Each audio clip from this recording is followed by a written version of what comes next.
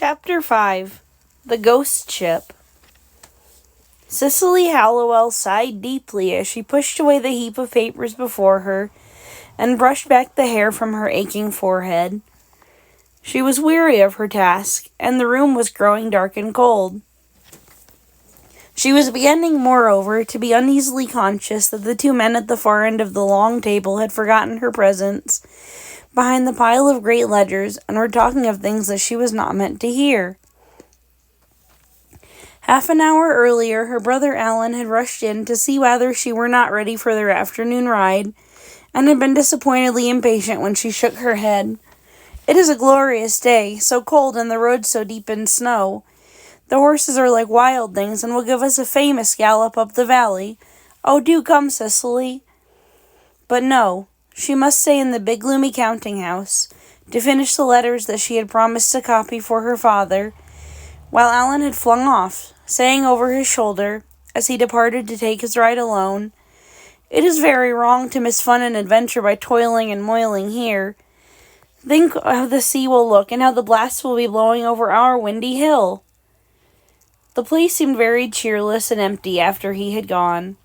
The long windows gave little light on that gray winter afternoon, and the big fireplace with its glowing logs was at the far end of the room. There were shadows already on the shelves of heavy ledgers lining the walls, and on the rows of ship's models all up and down the sides of the big counting room. Those lines of dusty volumes held records that Alan was forever reading, tales of wonderful voyages, of spices and gold dust and jewels brought home from the Orient, of famines in far lands broken by the coming of American grain ships, of profits reckoned in ducats and doubloons and Spanish pieces of 8. Cicely was fond of drawing, and loved, far more than copying dull letters, to make sketches of those miniature vessels in the glass cases that stood for the Hallowell ships that had scoured the oceans of the world. They had been wrecked on coral reefs in hot, distant seas. They had lain becalmed with priceless cargoes in pirate-infested waters. Their crews were as skillful with the long guns as they were at handling the sails. The captains were as at home in Shanghai or Calcutta as they were in the streets of the little seaport town where they had been born. Cicely could remember when the big counting room had been crowded with clerks and had hummed like a beehive with the myriad activities of the Hallowell trade. It was a dull and empty place now, and the fleet of Hallowell ships was scattered, some lying at anchor, some dismantled and sold, some fallen into the hands of the enemy. For this was the third year of that struggle with England that the histories were to call the War of 1812. Cicely, for all her 13 years, looked very small, sitting there at the end of the long table, in her sprigged high-waisted gown, her feet in their strapped slippers perched on the rung of the high office stool. She had just taken up her pen to begin writing again when the voices of the two men by the fire rose so suddenly that she dropped it, startled. Her father's tone fell almost immediately to strained quiet, but Martin Hallowell, his partner, went on with angry insistence. She knew him to be hot-headed and impetuous, but she had never heard such words from him before. With a quick, eager motion that was the embodiment of impatient greed, Martin was running his finger down the columns of the ledger before him.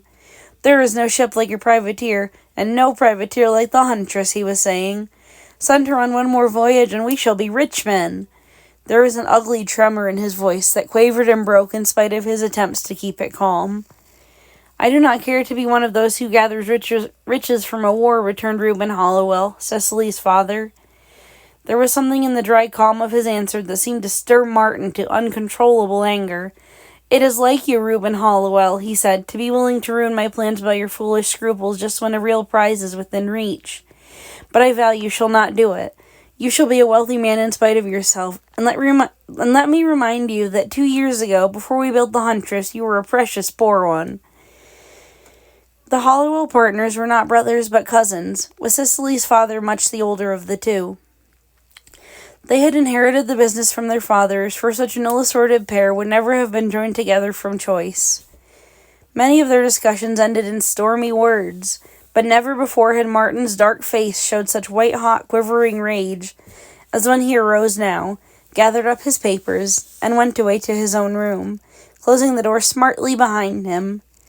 Cicely got up also, and went down the long counting room to where her father sat by the fire. "I heard what you and Cousin Martin were saying," she told him hesitatingly. "I am afraid you did not remember that I was there. But it does not matter, for I did not understand what Cousin Martin was so angry about." "There is no reason why you should not understand," her father replied, rather slowly and wearily, she thought, "although sometimes I am not certain that I understand these troubled times myself. Across the seas the Emperor Napoleon, a long-nosed, short-bodied man of infinite genius for setting the world by the ears, has been warring with England for the last 10 years and more. He and the British, with their blockades and embargoes and orders in council, have long been striving to ruin each other, yet have achieved their greatest success in ruining a peaceable old gentleman in America, who relies on his ships to bring him a livelihood. To repress neutral shipping leads in the end to war, although I vow that often Congress must have felt that it should toss up a penny to determine whether the declaration should be against France or England. Some stubborn British minister, however, decided to countenance the stealing of sailors from our ships to fill up the scanty crews of their own navy, and a stubborn British nation felt that it must back him, so in the end the war was with England. "And have we not won many glorious victories?" asked Cicely. "Aye, there have been victories. Out of her fleet of 730 sail, England has lost a handful to us, and we have shown how small our navy is and how great is its spirit. There have been passages of arms on land, also, of which we do not love to talk. And we have sent out our privateer vessels, armed ships that prey upon England's commerce, yet do not belong to our navy. They have done great things, have cut deep into England's overseas trade, and have brought home many a valuable prize to fill the pockets of their owners. Such a vessel is our Huntress, built at your cousin Martin's instigation and launched at the moment when her fortunes were at their lowest ebb. Since we had not sufficient funds to equip her, nearly everyone in this town put money into her, from John Harwood the minister down to Jack Marvin who digs our garden. It was a patriotic venture and a risky one, but she has brought home great profits in prize money, and our own share has re-established the firm of Hollowell. Your cousin Martin says that one more voyage will bring us not only profit, but real wealth. But I say," he struck his hand suddenly upon the table, "I say that there shall not be another." "Why?" The question was startled from Cicely by his sudden vehemence, yet it was not from him that she was to receive the answer. The door opened to admit Martin Hallowell, who had come back, apparently, for a last word. "You say," he began at once, "that the Huntress needs refitting and cannot be made seaworthy in less than a month?" His partner nodded. "I say that she shall sail in a week," declared Martin. "And I say no," cried Reuben Hallowell. "You say, too, that the war is nearly over, that the Peace Commission is sitting at Ghent, and that rumors are coming home that they are near to an agreement. That is your excuse for wishing to keep our privateers at home. You are a foolish and an over-scrupulous man, Reuben Hallowell, for I say that such a reason makes all the more haste for her to be gone. We should reap what profit we can while there is yet time." He leaned forward, his dark, eager face close to theirs, all caution forgotten in the intensity of his purpose. Once at sea, the Huntress is beyond reach of tidings or orders. If she should take her last and richest prizes a little after peace has been declared, who will ever know it? He was silent and stood staring at them with unwavering, defiant eyes. Cicely could hear her sharply drawn breath as she waited for her father to answer. "We are partners no longer, Martin Hallowell," he said. "We were not born to work together, and it is clear that we have come to the parting of the ways. Tomorrow we will make division of our holdings, for I tell you plainly that I will have no more to do with you and your dishonest schemes." "It shall be as you say," Martin agreed, quick to press home at an advantage. "And since it was I who urged the building and launching of the Huntress, it is only proper that she should fall to my share. She shall sail this day week, as I have told you. And you, my dear cousin, for your effort to stop her, shall soon be a most regretful man." He went out, this time closing the door very gently behind him.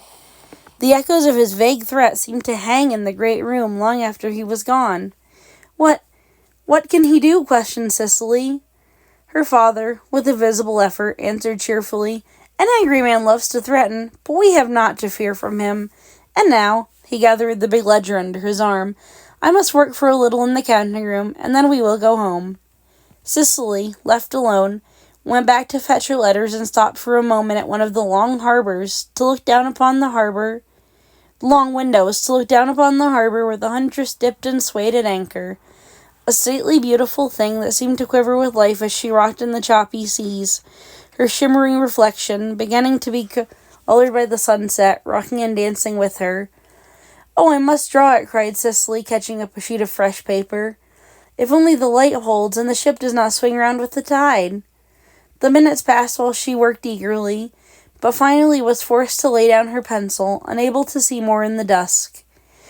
The door flew open and someone came in with the impulsive rush that belonged only to her brother Alan. "What, Cicely, still here and trying to draw in the dark?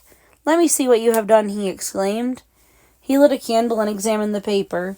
"I vow, that is good. Oh, Cicely, that Huntress is a wonderful ship." For some reason there was a cold clutch at Cicely's heart. "Yes," she answered faintly. "I have just had such a talk with Cousin Martin," the boy went on excitedly. "I did not quite understand the way of it, but he said that he and my father were to divide, and that the Huntress was to be his own entire. He wants me to go with her on her next voyage. He says the war is not nearly done, and that there will be many months of fighting and prize-taking still. He thinks a great fellow of 16 like me should have been a ship's officer long ago, and I think so too. What a good fellow Cousin Martin is." Alan admired his elder cousin greatly, Cicely well knew, and he had, indeed, a touch of the same excitable, headstrong nature. She could well understand how Martin Hallowell had dazzled the boy with tales of what he would see and do. Had there been such a plan in her cousin's mind when he first uttered his threat against her father? Or had it only flashed upon him as he met Alan running up the stairs, eager, vigorous, and ready for any adventure? "It is all arranged," declared Alan, "except just to tell my father." "No, no," she cried wildly, but he did not even listen. "I will go in and speak to him now," he said. She could not even cry out as the door closed behind him. Alan had his father's stern and steady pride, but there were differences of temperament that led to frequent clashes of will between them. Reuben Hallowell loved both his motherless children, but he understood his son less well than his daughter. What would be the result of that interview, Cicely wondered, sitting quaking beside the candle that burned so lonely in the gloom. Would her father know how to be firm and patient? How to undo the harm that Martin Hallowell had wrought? It seemed, as she sat there, shivering, that she could not endure the suspense. She had not long to wait. The door banged open, and Alan stood for a moment on the threshold. "My father forbids my sailing on the Huntress. I have told him I should go in spite of him," he said. He walked away along the corridor and down the stone steps, his feet quicker and lighter than Martin Hallowell's, but his footsteps sounding, in some vague, terrible way, like his cousin's as he strode out and down the stairs. Her father came in a moment later. "You should have been at home long since this, my child," was all he said, and they went out together, without further talk of the matter, into the sharp air of the snowy night. At the corner of the steep, narrow street, Cicely caught sight of Martin Hallowell talking to a man whom she recognized as an old seaman, who had sailed for years upon the Hallowell ships. Something Martin had said must have angered the sailor, for he was talking loudly, regardless of who might hear. "No," the old man was saying, "there's not everyone in the world will do your bidding, though you may think so. You can defy the old one and talk over the young one to go your way, but there's one man will not sail on any ship of yours, and that's Ben Barton. I'll starve ashore first." Cicely's quick ear caught his words as she and her father passed by on the other side of the snow-muffled street. It did not seem that Reuben Hallowell had heard. 1 day passed, 2, 3, 4 days, and Cicely's one thought was that the Huntress was to sail in 7. Workmen were swarming all over her like bees, hammering, caulking, and painting, yet it was plain that they could not do in a week what needed a month to finish. Alan was at the wharf all day, holding frequent conferences with his cousin. Reuben Hallowell went to and fro among the townspeople, urging them to say that the ship in which they were part owners must abide at home. But either because they were less sure of peace than he, or because their eyes were blinded by past good fortune and hopes of future gain, they would not listen. Between father and son no words were passed, since each was waiting for the other's stubborn pride to give way. On the 5th day, Cicely had gone out to ride, on a clear snowy afternoon, with the white world shining before her, and with the highway iron hard under the horses' feet. She missed Alan sorely, for this was their favorite road, up the valley to the west of the town, as far as the round bare hill with the single oak tree that they liked to call theirs. The servant with her had dropped behind, and she was just turning her horse into the bypath leading to the hill, when she saw a sturdy figure coming down the slope. The brown face, tattooed hands, and the small bundle of possessions done up in a blue handkerchief could only be a sailor's. A sailor who proved to be Ben Barton. "I'm going to the next seaport to find another berth, since I refused to sail on the Huntress," he explained in answer to her questions. "Mr. Martin has had to get a new skipper and a new crew, for none of the old hands would sail when they heard it was against your father's wishes. There was a bark came in from Delaware to be laid up for repairs, with mostly Swedes aboard, and they have manned the Huntress from her. The ship is to sail on Friday at midnight, with the turning tide, but she goes without Ben Barton." He dropped his voice and came nearer. "I will tell you this, though I should not," he said. "There's someone to join at the last minute, who will get into a boat waiting at the wharf in the dark. Someone you love, miss, who ought to be stepping ashore with the rest of us. You should find some way to keep him back." "Oh, if I only could," she cried. "There's only you can do it," he answered. "Hallowell blood can only be ruled by Hallowell blood, as we say on Hallowell ships. Well, I'll be going on again. I had climbed the path there, to take one more look at the harbor, where you can see it between the hills. Maybe your father will find a place for me when his vessels go to sea for trade again, and I'll never forget him nor you, Miss Cicely. Do you remember how you and your brother once hid under the wharf, and called out from that echoing place as though you were lost souls out of the sea? There was one honest old sailor man that nearly lost his wits for terror, since we seafaring folk have no love for ghosts. Mark my words, there will no good come to the Huntress from setting sail of a Friday. For that alone I would stay ashore, though there's other things to hold me, too." He strode away down the snowy road, leaving Cicely, smiling at first at the recollection of that game that had so frightened him when she and her brother had played at ghosts, then grave in a moment when she thought how soon that brother was to be gone. On Friday, the day after tomorrow, he would sail unless she could stop him. But how could she? The next day she made the desperate effort of appealing to her father, but quite in vain. Reuben Hallowell would not believe either that the Huntress would sail or that his son would go with her. "And if Alan wishes to cut himself off from his own people forever, let him," he said finally, unable to endure the thought that anyone should dare to defy his will. Friday came. The shadows of Friday night stole through the big house, yet nothing had been done. Cicely sat by the fire in her chintz-hung bedroom, leaning back against the flowered cushion of the big armchair, gazing into the flames. In the next room she could hear vague sounds of Alan's preparations, feet going to and fro, a door opening and closing. A pair of heavy boots dropped upon the floor. The night was dark outside, with a blustering wind and occasional flurries of snow that struck sharply against the window. It was 10 o'clock. The sounds had ceased as though Alan had finished making ready and was waiting, perhaps sitting silent in the dark, perhaps lying down for an hour or two of sleep before the fateful hour of the high tide. Cicely heard her father below, barring the door, putting out the candles, making ready for a night that would surely bring him no sleep. Presently he passed her door, glanced inside, and came in to stand for a minute beside her fire. How worn he had grown to look just within the space of this last week. He said scarcely a word. It was as though his unhappiness merely craved company, and shrank from the knowledge of what the night might bring. At last he said, "You should be in bed. Good night, my dear." As he went out, he turned to look back at her with a glance of haggard, helpless misery. It was as though he said, "My pride has bound and stifled me. I cannot speak a word to stop him, but won't you, can't you, persuade him somehow not to go?" Very carefully and without a sound, Cicely rose and went to her closet to take down her warm fur cloak. She had realized, in the moment of seeing her father's pleading look, that she had a plan, one that had been in her mind ever since the day that she had talked with Ben Barton. what she had really lacked was courage to put it into execution. Yet now, as she drew the cloak about her and pulled down her hood, her hands did not even tremble, nor did her determination falter. The house was absolutely still as she stole noiselessly down the stairs and slipped out of the door. For a girl who had almost never been allowed upon the street alone, the wintry night should have been full of terrors, but to Cicely they meant nothing.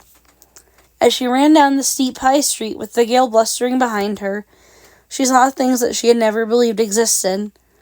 A burly waterman quarreling with his wife behind a dirty lighted window. The open door of a tavern showing a candle-lit room with a crowd of shouting sailors drinking within.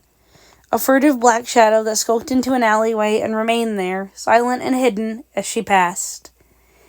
She reached the wharves at last, where the wind was stronger and where the waves slapped and dashed against the barnacled piles, throwing their spray against the windows of the locked warehouses. Even now she did not hesitate. She ran, a gray, flitting form, across the open space at the head of the wharf, and disappeared. There was a wait of a few minutes, then came the dip of oars through the dark, and the sound of men's voices talking above the high wind. Martin Hollowell was coming ashore in the boat that was to carry Alan away. Beyond them, the lights of the Huntress showed where she was getting up sail. Martin made the landing with some difficulty, climbed the ladder to the wharf, and stood bracing himself against the heavy wind. "We are a little early," he said. "Hold fast there with the boat hook. He will be here in a—" His voice was drowned by a strange sound, an unearthly wailing that seemed to rise from the water beneath, but which filled the air until there was no saying from what direction it came. It lifted and dropped, hung sobbing and echoing above the water, then died away. "Holy St. Anthony, help us!" cried the nearest sailor. "It is the soul of some poor drowned creature caught among the weeds." "Give way!" roared the man at the rudder, and with one accord the oars dropped into the water.